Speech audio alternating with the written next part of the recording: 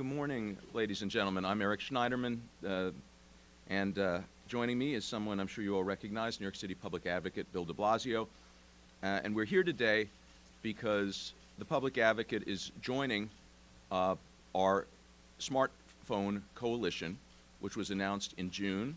The Secure Our Smartphone initiative was begun when our office sent letters to the manufacturers of smartphones in May of this year.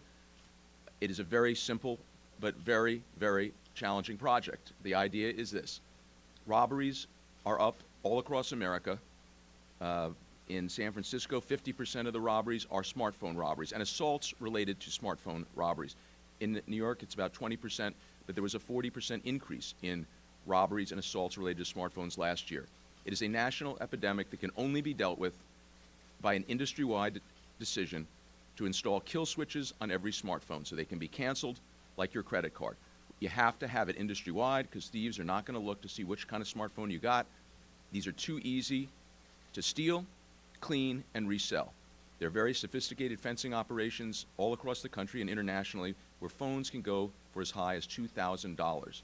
So it's just too easy to steal, too easy to clean, too easy to resell. The only solution is to make a kill switch an industry-wide requirement. So since we wrote to the manufacturers in May, we convened a smartphone summit with George Gaskin as my co-chair, the San Francisco District Attorney, in June. And we have been testing new features, and I'm pleased with the fact that Apple has introduced a new operating system, not quite what we want yet, but making a big move in that direction. Legislation has been introduced in South Korea that would require all smartphones manufactured in that country to have kill switches. We have been making progress, but there is a lot more to do. 1.6 million Americans had smartphones stolen. There were many assaults, some murders that accompanied those thefts. The smartphone industry, as we revealed this earlier this year, makes approximately $30 billion a year replacing lost and stolen smartphones. So there was no incentive for them as individual companies to install a kill switch. We have done that by assembling a coalition of public officials from all over America, and we are getting reactions. In September, Apple rolled out its activation lock system. We've also had a LoJack for Android that was introduced by Samsung. We look forward to continued progress, but we are not done until we have a 100% industry-wide policy of kill switches on every smartphone. We have had, in recent weeks, a gang of teenagers beat up a 36-year-old man in New York, serious assault for smartphone. We've had murders in New York and elsewhere for smartphones. This is something that can be stopped, and we are going to continue our pressure on the industry. It is very important to us that the City of New York join this effort, and the Public Advocate today, who represents the City of New York, and I think has a good chance of continuing to represent the City of New York in the future, is a very, very important addition to this coalition. So with that, let me introduce the Public Advocate of New York City, Bill de Blasio. Thank you, Eric. I will have to tell you, the Attorney General, besides being a dear friend and someone that I've had the honor to work with on many occasions, he is really leading the way on a host of issues. And I think there is a connective tissue.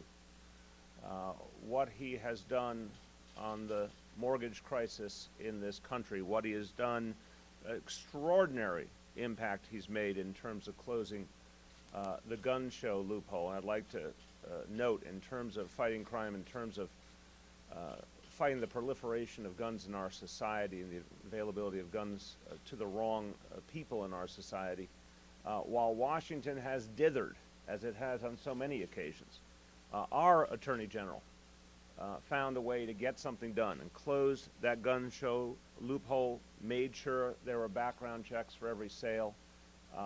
I think Attorney General Schneiderman is the model of what a strong activist Attorney General should be doing, both in terms of law enforcement and in terms of consumer protection and economic fairness.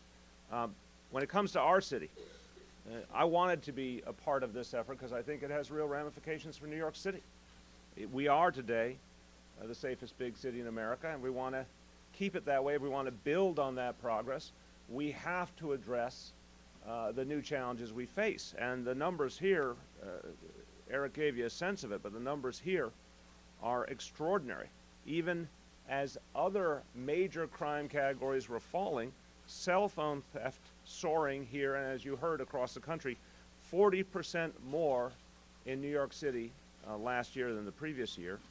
And according to the FCC, cell phone thefts now account for 30 to 40% of all robberies nationwide. So this is the new frontier, what we have to deal with. If we're going to protect public safety, we have to do a better job of addressing this issue. Now, as the Attorney General said, this is not just a matter of necessarily a simple moment where a phone is taken and there's no other further consequences. Often this comes with violence, it comes with threats to people's lives.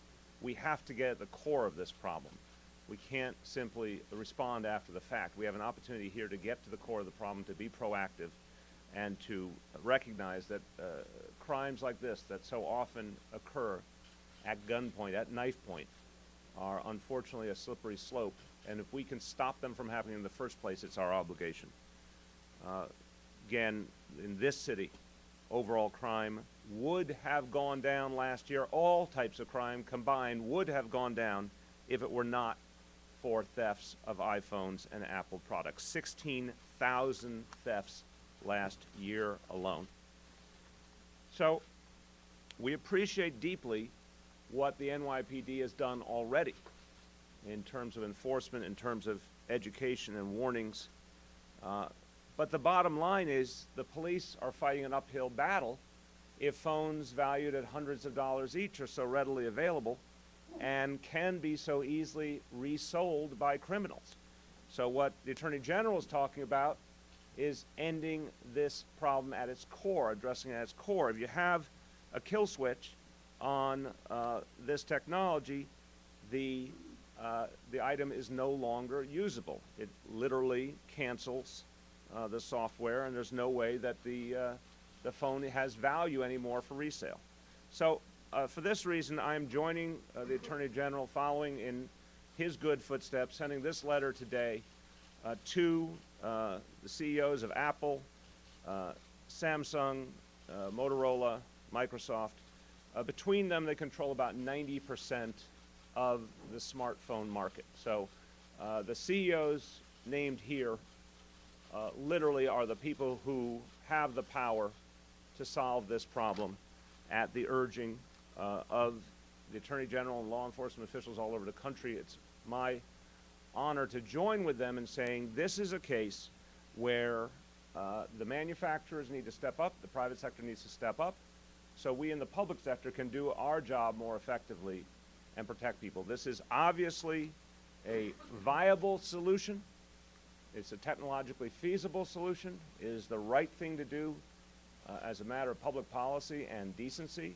The Attorney General knowingly pointed out there may be some disincentive in the eyes of some in the private sector because, yes, it may mean they'll sell fewer of some products.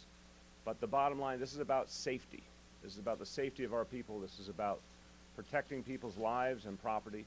And with this simple change, we could have a much safer city and a much safer country. And I'm honored to join the Attorney General to make sure that we assure that this change occurs quickly for the good of all. Thank you. Thank you, Bill. Thank you.